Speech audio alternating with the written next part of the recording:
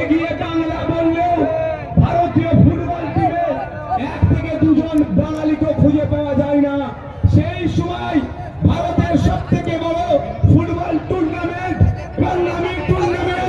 ISL কে দাপিয়ে বাড়ানো প্রতীক মণ্ডলকে আপনাদের হাতে তুলে দিয়েছি।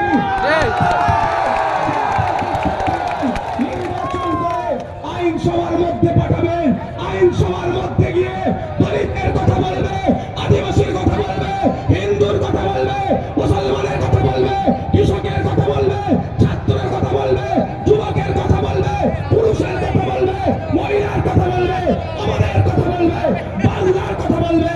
বাংলাকে এগিয়ে নিয়ে যাওয়ার জন্য বারবার আওয়াজ তুলবে।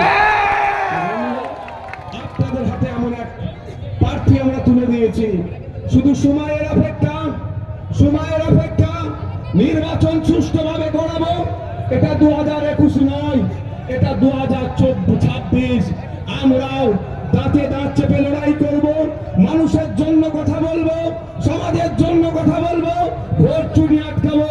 এটা বিশ্বাস আমাদের। আমরা যদি ভোট চুরিটা আটকাতে পারি, অন্য কোন সিম্বল মিনাখা থেকে যেতে বিধানসভায় যাবে না।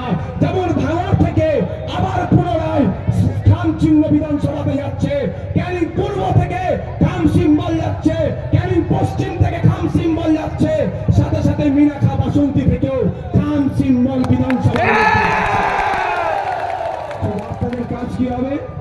আপনাদের কাজ এতটুকুই থাকবে, মাথা ঠান্ডা রাখা, কোন ভুল কাজে জড়িয়ে না পড়া এবং কোন অপশক্তির কাছে তাদের চক্রান্তের শিকার না হওয়া।